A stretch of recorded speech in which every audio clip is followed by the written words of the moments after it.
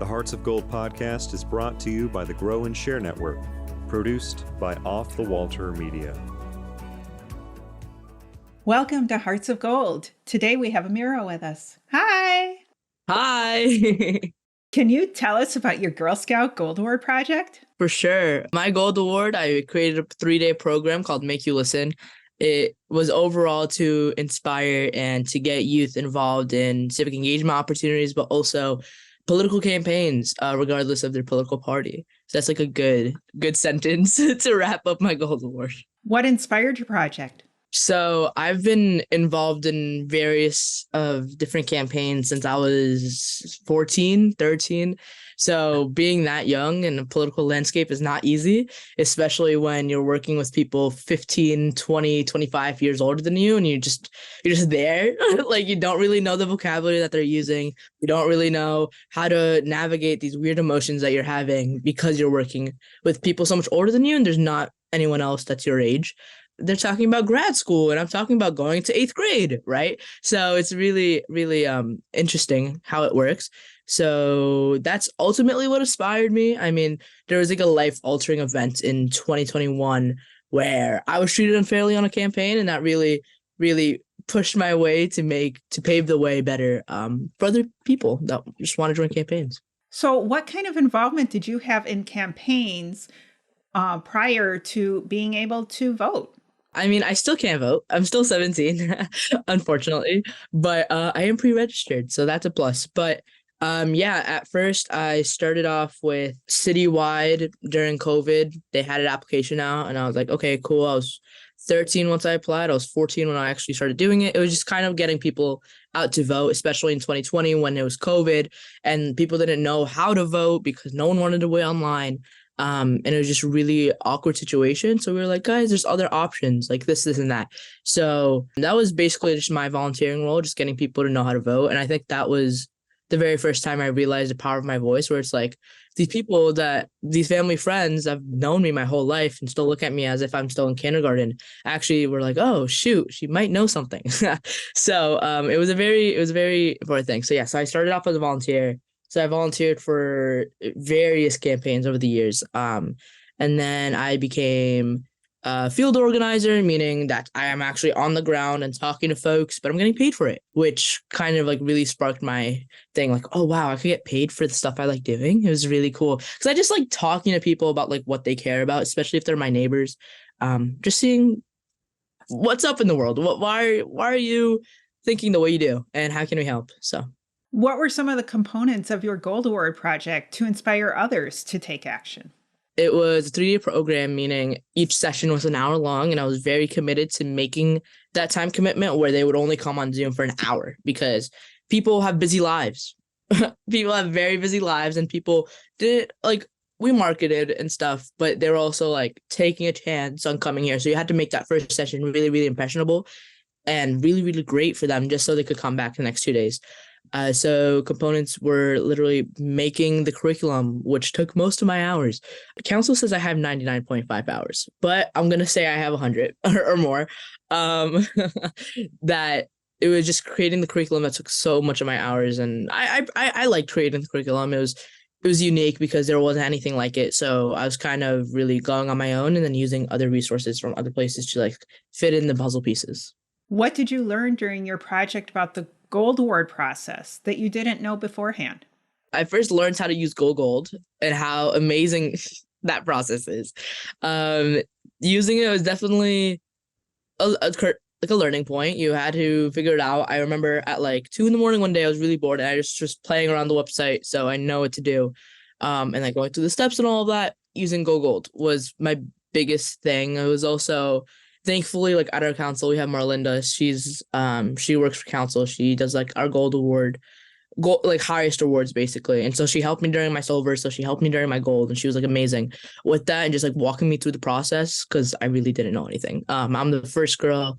Me and this one other girl who were in the same year. We both were our first to earn our Gold Award. So we had actually no idea what we were doing, but it worked out. So.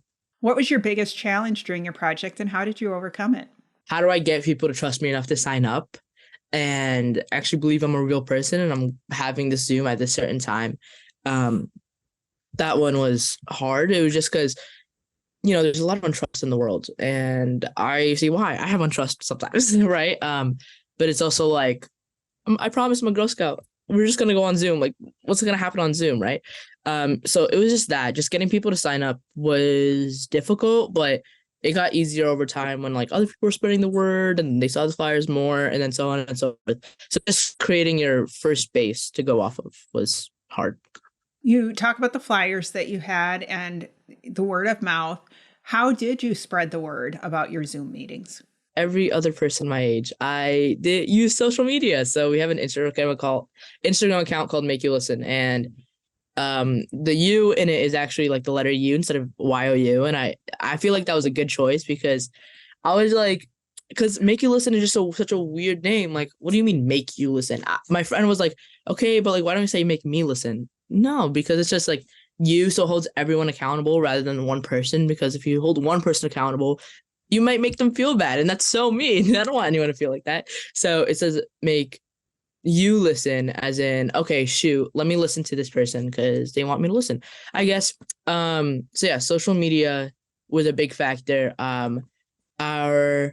Our council does like grants for like for gold awards, so I use that to like market. Instagram has a cool marketing feature, and it was really funny because I was at a program once upon a time and I was talking about my gold award at a non-Girl Scout related setting, and they're like, oh yeah, I saw that ad. I'm like, oh, so they're working, yay.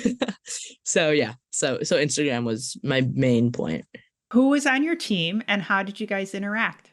My team really consisted of one of my closest Girl Scout best friends. Her name is Erin. She is 2 years older than me, meaning she already graduated.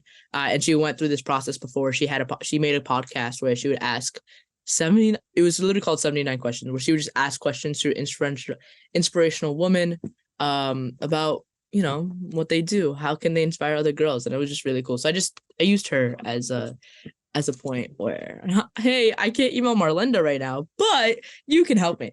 So she was on my team. She would really push me and make sure I was on track. Even like if I would get distracted with something else, she's like, I know you're free right now. Go work on your gold.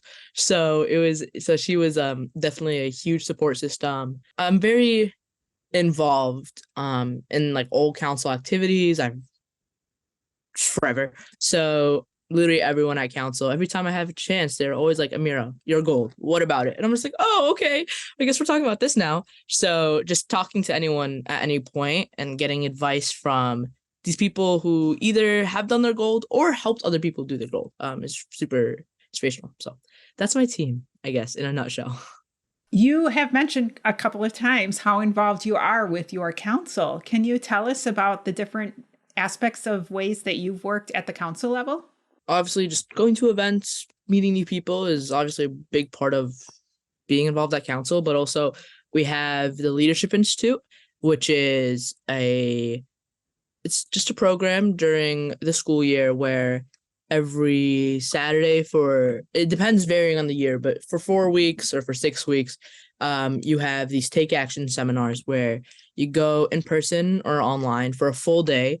And you learn from different partners about like different tracks. So there's usually 3 tracks, again, varying on the year, but usually the like the ones that usually stay are like STEM. So usually we code you just code. It depends on your level. So I know ambassadors make a video game and seniors make, I think, a app on their phone. And then the cadets, I believe they make a website.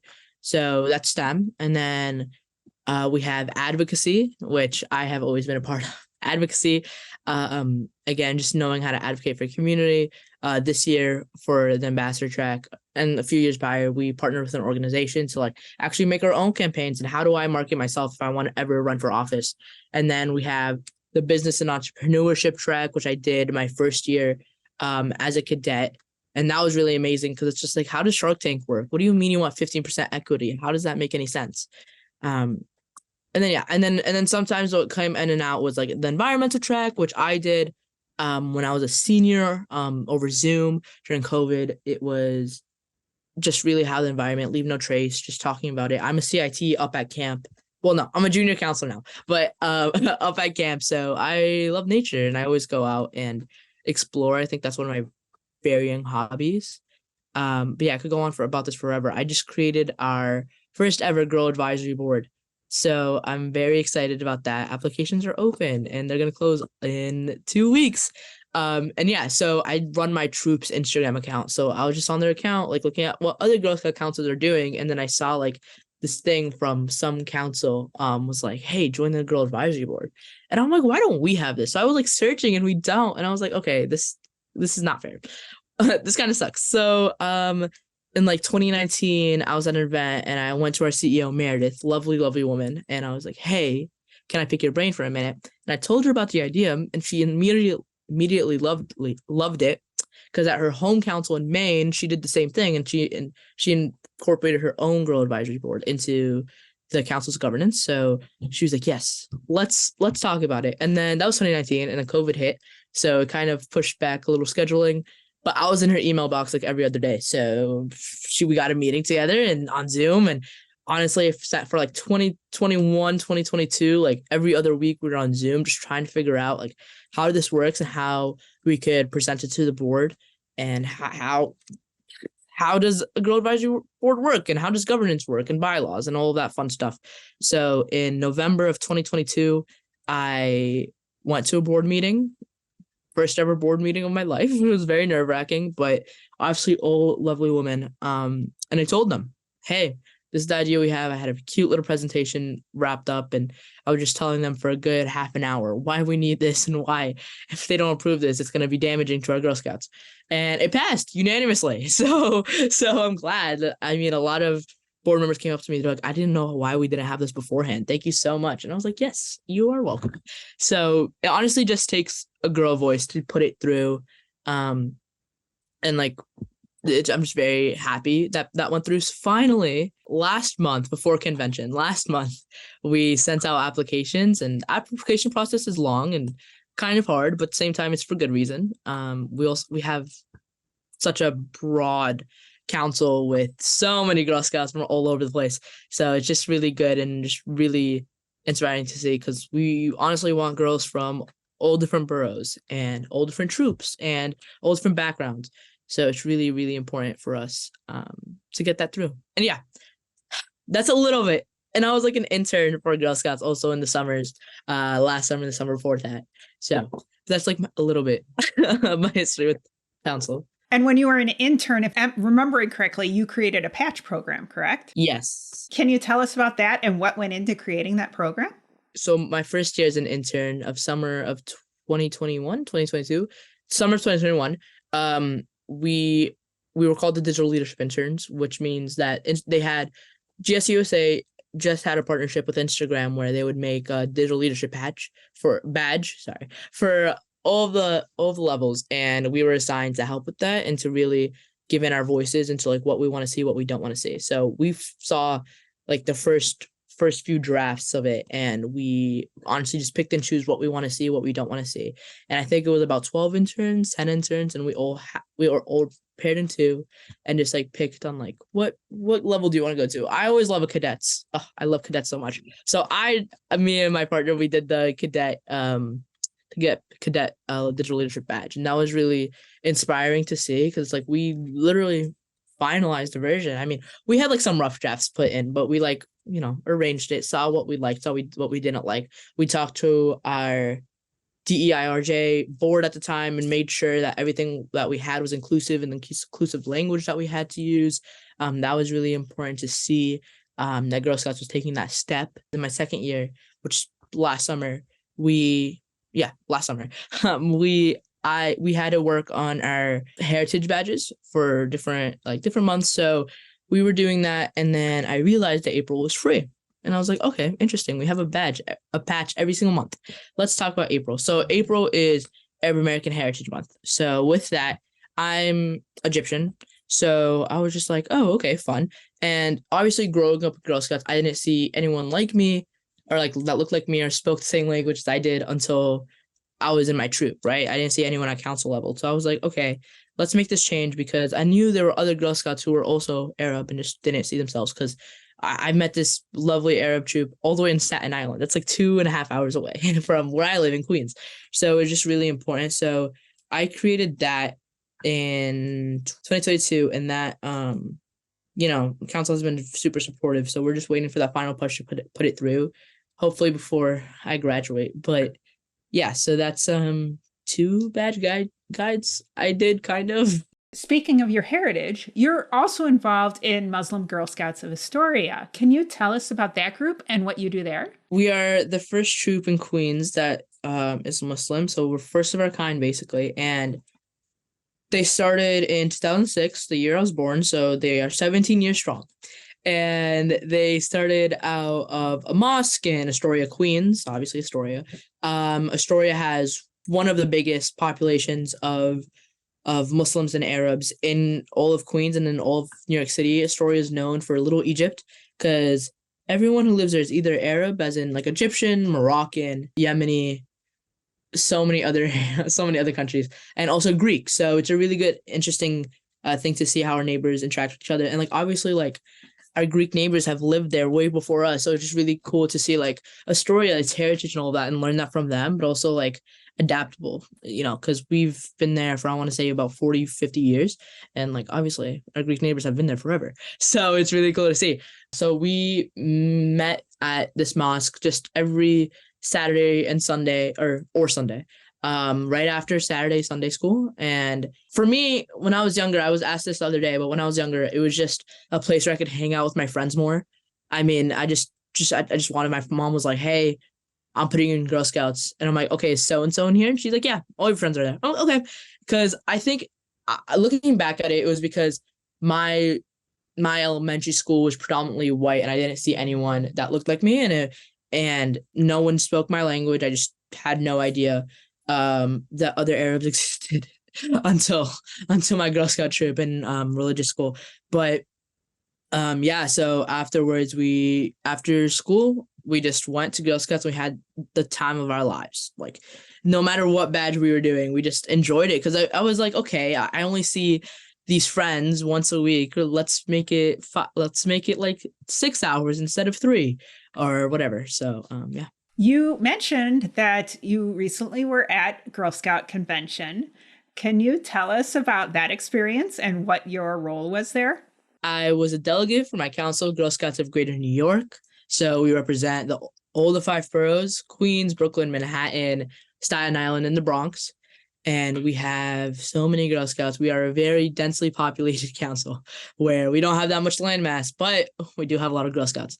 So it was really inspiring to see, because I've never been a delegate. I've never been to convention, and it was a learning process, but it was also amazing to see the delegation process in general. I didn't know parliamentary procedure. I did not know any of this. And it was just meeting new Girl Scouts in line to debate a proposal was really important. I mean, we have a national delegate group chat on Instagram with more than like 20 delegates from all over the country. And we just, at the time, we were talking about the proposals and just sending memes to each other. But now we still keep in touch, and we have a Zoom planned in for, a few months from now, just to like recap with everyone. And, it was just amazing. I saw Girl Scouts who were my age, right, who were also going into their senior year of high school, and we bonded over college application season. We also bonded about like how it is to be a Girl Scout at our age, because a lot of people are like, wait, you're 17? I didn't know Girl Scouts lasted till that long. And I'm like,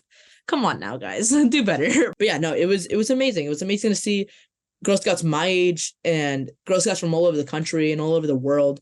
Girl Scouts overseas had a really good, presence there. And it was just really good to see. And I have never interacted with any Girl Scout councils other than like New York, New Jersey, possibly. And I had one phone call with the CEO of Girl Scouts of Nations Capital when I was making the Girl Advisory Board. So it was just really interesting to see. Oh, and like, Girl Scouts of Orange County heard their CEO. But it was just 10,000 girls in like one big hall. Like, when are you going to see that ever in your lifetime? And it was just really inspiring, because I like the fact that younger Girl Scouts were there. Since delegation was obviously all older Girl Scouts, as in like seniors and ambassadors and then just adults. But I really like the fact that the younger Girl Scouts was there, because I feel like if I saw that, when I was like 10 years old, as a brownie or as a junior, I would be, I mean, now I am very passionate about Girl Scouts, but when I was younger, it was obviously a struggle because no one else around me was a Girl Scout, other than my troop. And it was just really awkward when growing up because it's like, yay, I'm a Girl Scout. Don't you only sell cookies? No, guys, it's more than that. But it's also like, you're 10 years old. You don't, I mean, I won't speak for all 10-year-olds, but I didn't really know how to advocate for myself at the time. So it was just getting belittled because of the different activities that I do. But now, thankfully, I can stand up to myself for myself. But yeah, so it was just amazing to see all those Girl Scouts in that room. Can you give us an insight or two to the actual business meeting, the National Council session, and maybe something that surprised you or something that you will never forget? So we had 7 proposals to vote on the floor, and that took a span of 3 days. So our first day, I believe we did 2 proposals. Second day was 3. First day was like 3 proposals because I think we finished early. Second day was also 3. The last day was just 1 because that last day was very controversial. So that's why we only did 1. But no, it was a very productive, and we made history, I believe, through that. The council session, it was just, what shocked me was how long the lines get. I was warned. I remember because one of my fellow delegates, she was a girl delegate in like 2005. So she was telling me, Amira, those lines get long. If you want to talk, you have to walk there fast. I was like, oh yeah, like she's just overreacting. No, trust me, no. For one of the proposals for 2 of the proposals, the lines were literally to the back of the room. And that room is big. Like that room definitely has a lot of walking space in there.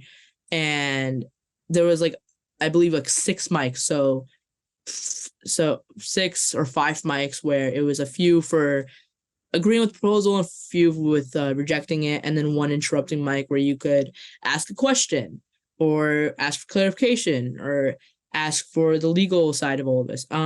One thing that shocked me, I guess, what shocked me but also like impressed me was the amount of girl voices that we heard during the NCS. It was inspiring, honestly. And I just say that as someone who's also their age, but I know with fellow adult delegates, they were really shocked and amazed by that because supposedly what I heard in other conventions, it hasn't been like that, where the girl delegates speak over and over and over again, more than the adults at times.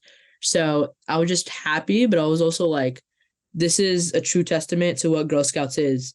Girl Scouts who aren't afraid of going up and talking in a room full of more than 1,000 people, right? So it was nerve-wracking. I was the first delegate to debate a proposal on the very, very first day. And that was nerve-wracking. Like I was shaking, but it was also amazing because after I spoke, everyone was like congratulating me and saying thank you. And I'm like, I didn't do anything, but okay, thanks guys. So it was a really inspiring process because usually in like settings where it's like super businessy and not a lot of fun, this is totally opposite. So and they were all Girl Scouts, so we did have fun and we did get stuff done, but we also had fun doing it. And I think that's just like an amazing thing that Girl Scouts brings us together to do that. Talk about bringing Girl Scouts together. A big part of Girl Scouts for many is camp. You mentioned that you are a junior counselor. What's your camp name and what's your favorite part of camp? So my camp name is Uno. A lot of people ask me, is the number of the game? And I say both because it's really funny to say. But it's usually the card game. I had an old camp name and I really wanted to switch it out because it was very outdated. So I was needing one and it's camp. Everyone cheats at Uno. No one plays by the rules. Everyone has their own rules. Then when you accuse them of not playing by the rules, they're just like, oh, these are just camp rules. Don't ask me how, but it works. So I beat everyone while they were, playing by their own rules. And I got the name Uno because I was like, you know what? I am the best at Uno, which I have been very humbled since then. But yeah, so my camp name is Uno. And a bunch of other counselors and folks that work at camp like to tease me about where whenever I leave a room, I have to say Uno out because it would be really funny and really cringy at the same time. So I do that sometimes when I'm with like the brownies or the juniors and they love it. So again, bringing people together, but also just like doing all these activities. My first time at camp, I was, I believe, like 7, 8 years old. I was in like the 3rd grade and it was my first time ever being in the outdoors like that and being upstate truthfully, in a huge place where I could explore. So that's why camp is so important to me, because I'm just like, well, if it was that amazing for me, right now the city is 10 times worse than it was when I was 8. So these Girl Scouts really need that opportunity to go explore elsewhere than, Times Square. So I just made it a really committed goal to get as many people as we can up there and to like make their experience great when they are up there. Last week we had Troop 6000 up there, and we also had I think a Troop for All. I forgot their full name, but they were both up there for like, one was on Saturday, one was on Sunday.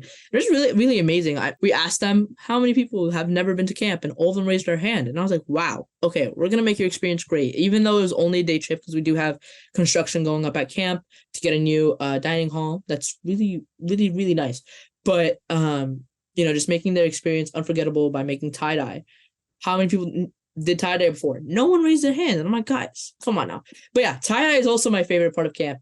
And tie-dye or archery, or let's say I don't like fishing. Fishing I think is really boring. But hiking, I love hiking. Hiking is also one of my favorites. What are your plans for your future?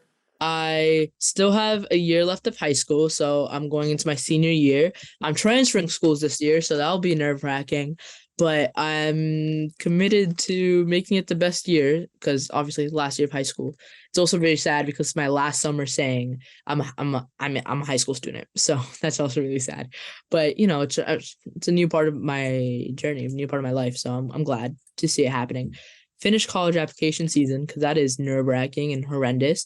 So I want to go into college for sociology for my undergrad, and then I also want to get a master's degree in public policy. Obviously, that plan could change once I am in college, but that's like really what I want to go for. I really enjoy lawmaking and legislation aspects of all the technical words that, we see in our normal government, to make sure. And honestly, like in the future, I just want to make sure that legislation that gets passed doesn't belittle the communities that we have here now, especially from being from New York City, quote unquote, the greatest city in the world. It's just really amazing to see all of the communities, especially because I'm from Queens, and Queens is basically the melting pot of the world, where you have every single cuisine and every single person ever just in front of you. Like, it's insane. Like, that's why I love when I stand in lines here. It's very corny, and my friends like make fun of me. Like, my friends like yell at me sometimes, stranger danger. But like, if I'm just standing in line for something, I could just start talking to people, because everyone has a whole life story and everyone is from somewhere. And it's just amazing to see, because it's like, okay, let's talk, and if I get a vibe from them, I'm just like, why are you the way you are? And then they just keep on talking. I'm like, that's why. That is why. Great. Is there anything else you'd like to share with the audience? Don't give up on whatever you're working on is a super important fact. It's one thing to have a passion, but it's another thing to actually commit to it and let it go through. And that's just a super important part of not only the Gold Award, but also like any side projects that you have going on. My Gold Award took me about 3 years until completing it. And, at times I was like, okay, this is way too much. Should I just like give up and like start a new one? But at the end of the day, I stuck with it, and I'm glad. And people joke that I have more than one Gold Award, because they're like, the Girl Advisory Board is also a Gold Award, and the patches and this and that and whatever and everything else that I do. But it's just the matter of committing to it and seeing what you're passionate about. And I also realized that you can't ask anyone else what they want your Gold Award to be about. You have to trust your own intuition. Because like going into my freshman year of high school, I asked my service unit manager, what should I do for my Gold Award? She was like, I don't know, whatever you're passionate about. I'm like, I'm not passionate about anything. I don't know what you're talking about. And then, just seeing through the years where that came up to. So how do you make your s'mores? Burnt marshmallow, easily. I eat vegan marshmallows, so burnt vegan, and they're so much better than normal ones, just saying. But burnt vegan marshmallows on 2 graham crackers and a Hershey's bar. Well, thanks for joining us today. I appreciate coming on here and talking to y'all. Oh, it was lovely. Thank you. Make sure to click follow or subscribe so you always know when new episodes are released. Power your passion and conquer your challenges. Thank you for listening. If you'd like to be on the show to share your story of how you earned your Gold Award, reach out and send an email to growandsshare@outlook.com. Be sure to catch up on our previous shows on any of your favorite podcasting platforms, as well as view the full video versions at youtube.com/Cheryl M. Robinson. Thanks again for listening, and we'll see you next time.